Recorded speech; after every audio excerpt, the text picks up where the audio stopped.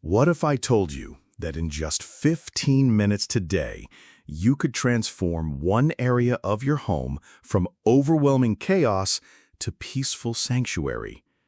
And what if I told you that this simple method I'm about to share has helped thousands of women just like you reclaim not just their spaces, but their sense of calm and control?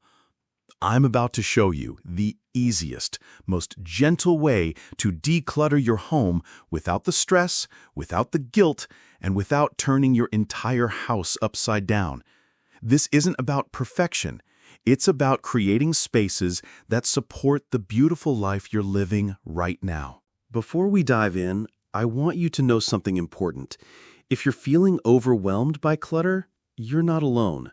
So many of us have accumulated possessions over the years that once brought us joy, but now feel like burdens. The good news? You have the power to change that, starting today. If this resonates with you, I'd love for you to hit that like button right now.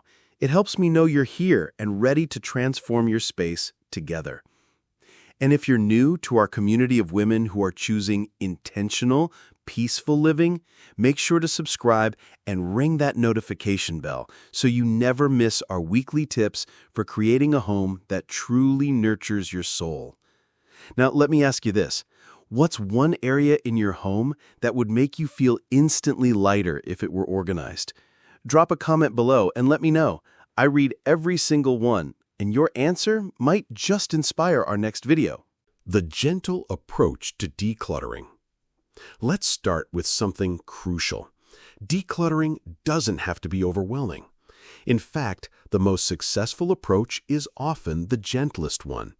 I call this the whisper method.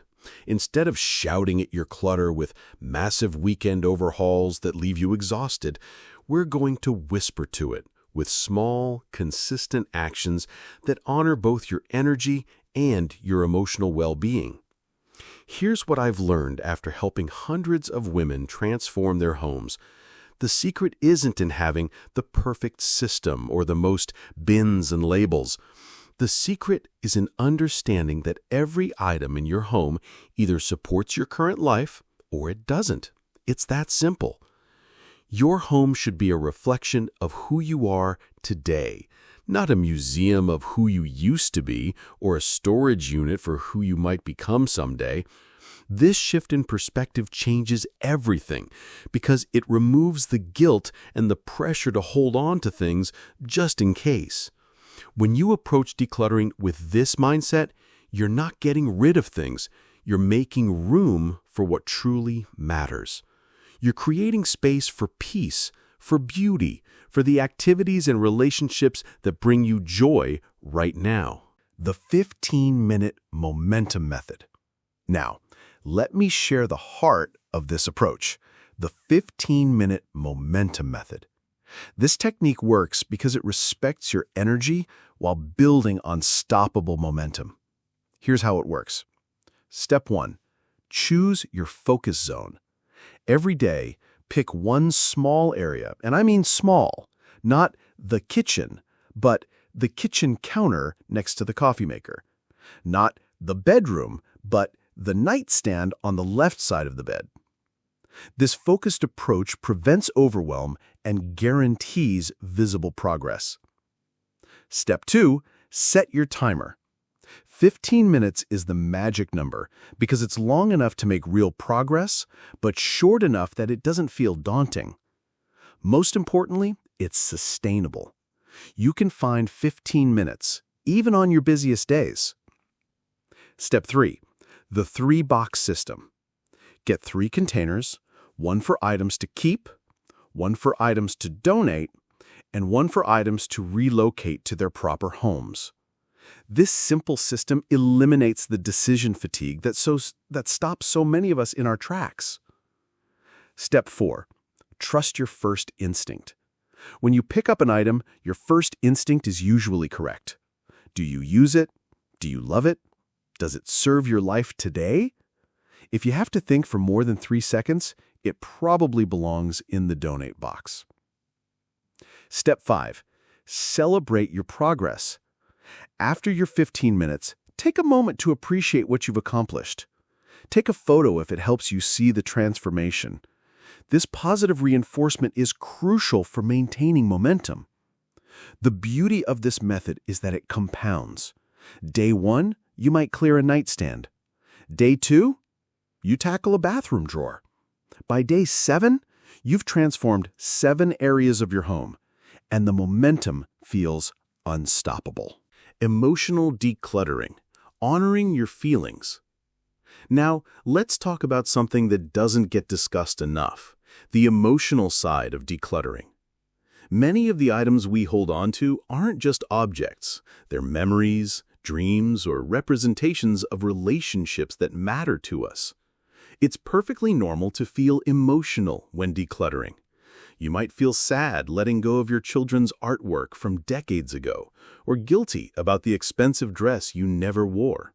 These feelings are valid, and honoring them is part of the process. Here's how to navigate these emotions with grace. For sentimental items, create a memory box for truly special items. The key is to be selective. Keep the christening gown, but maybe not every single baby outfit. Keep the love letters, but maybe not every birthday card. Quality over quantity helps you truly cherish what you keep. For guilt-inducing items, that expensive purchase you regret, the gift you never used, remember that the money is already spent, and keeping items out of guilt doesn't change that. What you can change is freeing up space for things that serve you now. For someday items, we all have them. The craft supplies for hobbies will start someday. The books we'll read when we have time. The clothes we'll wear when we lose weight. Ask yourself honestly, if not now, when? If you can't answer that question specifically, it's time to let it go. For items with family history, just because something belonged to your mother or grandmother doesn't mean you're obligated to keep it. The love and memories aren't stored in objects, they're stored in your heart. Keep what brings you joy, not what brings you obligation. Remember, decluttering isn't about becoming minimalist or having less. It's about being intentional about what you keep so that everything in your space adds value to your life. Room by room, gentle strategies. Let's walk through each area of your home with specific, gentle strategies that honor your lifestyle and energy levels. The kitchen, your daily sanctuary. Start with your countertops. They set the tone for your entire kitchen. Clear everything off, wipe them down, and only put back what you use weekly. That bread maker you haven't used in 2 years? It's okay to let it go. The 17 coffee mugs for your household of 2? Keep your 6 favorites and donate the rest. Next, tackle one drawer at a time. The junk drawer doesn't have to be perfectly organized, but it shouldn't be so full that you can't close it. Keep the essentials, batteries, pens, tape, and relocate items that belong elsewhere. The bedroom, your peaceful retreat.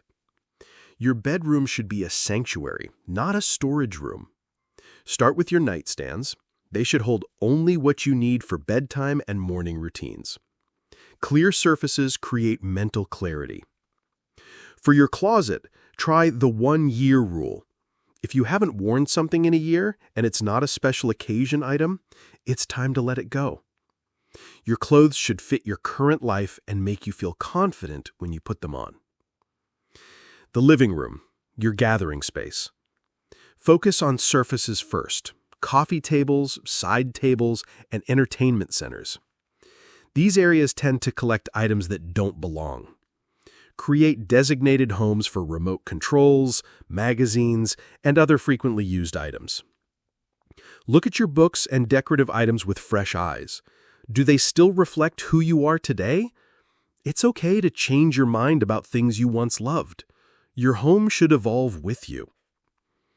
The bathroom, your morning motivation. Check expiration dates on medications and cosmetics. This is about safety as much as organization. Clear your countertops of products that you don't use regularly. Under-sink storage works better when it's not crammed full. The home office or paperwork area. Start with paper clutter. File what you need to keep, shred what contains personal information, and recycle the rest. Create a simple filing system that you'll actually use. If it's too complicated, you won't maintain it. Throughout each room, remember that the goal isn't perfection, it's progress. Each small improvement creates a ripple effect of calm and control in your daily life. Maintaining your momentum. Creating momentum is one thing. Maintaining it is another. Here are the strategies that will help you sustain your progress without feeling overwhelmed. The one-touch rule. When you enter a room, try to improve it in some small way. Pick up 3 items that don't belong, or straighten one small area. This prevents clutter from building up again. The evening 5-minute reset. Before bed, spend 5 minutes resetting your main living areas. Put dishes in the dishwasher, return items to their homes, and straighten pillows. You'll wake up to a calmer environment. The weekly maintenance check. Once a week, do a quick walkthrough of your home. Notice what's working and what isn't. This isn't about judgment, it's about making small adjustments before things get overwhelming again. The monthly Fresh Eyes Review. Once a month, choose one area to reassess. Are you still using everything? Does the organization still work for your lifestyle? Small tweaks prevent major overhauls. Remember, maintenance is much easier than creation. The energy you put into these small habits pays dividends in peace of mind and a home that consistently supports your well-being. Creating systems that work for you. The most beautiful organizing system in the world is worthless if you can't maintain it. Let's create simple systems that honor your real life, not some idealized version of it. The simple system. Start small, one area at a time. Identify what you actually use. Make everything accessible. Purge regularly. Label clearly if needed. Evaluate and adjust as needed. Storage solutions that actually work. Clear containers are your friend because you can see what's inside. But before buying any organizing products, finish decluttering. You might need much less storage than you think. Group like items together, but don't overthink it. Your spices don't need to be alphabetized if you can easily find what you need. Your books don't need to be organized by color if you prefer them grouped by topic. The reality check. Your systems should make your life easier, not harder. If you find yourself avoiding putting things away because your system is too complicated, simplify it. The best system is the one you'll actually use. Building your support network. Decluttering can feel isolating, but it doesn't have to be.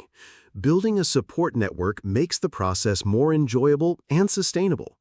Consider involving a friend who's also interested in decluttering. You can be accountability partners, sharing your daily 15-minute wins and encouraging each other through challenging moments. If you have family members living with you, involve them in the process. Explain your goals and ask for their support. Sometimes just knowing that your efforts are appreciated makes all the difference. Connect with online communities, like our comment section here, where you can share your progress and find encouragement from others on similar journeys. Remember, asking for help isn't a sign of weakness, it's a sign of wisdom. Whether it's emotional support from friends or physical help from family members, accepting assistance makes the process lighter and more joyful. As we wrap up, I want you to know something important. You have everything you need to transform your home and your sense of peace. The method I've shared today isn't complicated because transformation doesn't have to be complicated. It just has to be consistent. Your home is more than just a collection of rooms. It's the foundation for your daily life, your relationships, and your peace of mind. Every small step you take toward decluttering is a gift to your future self. If this video has inspired you to take action, I'd love to hear about it. Hit that like button if you're ready to start your 15-minute momentum journey, and subscribe if you want more gentle, practical tips for creating a home that truly supports your best life. Share this video with a friend who might need this encouragement. Sometimes we all need someone to remind us that we're capable of creating the peaceful, beautiful spaces we deserve. Most importantly, be patient with yourself. Change takes time, and every small step is progress worth celebrating. Your journey to a more peaceful, organized home starts with just 15 minutes. You've got this. Now go choose your first focus zone, set that timer, and let's create some beautiful momentum together. I'll see you in the next video, where we'll dive deeper into creating peaceful bedrooms that support better sleep and morning routines. Until then, remember, you're not just organizing your space, you're creating room for the life you want to live.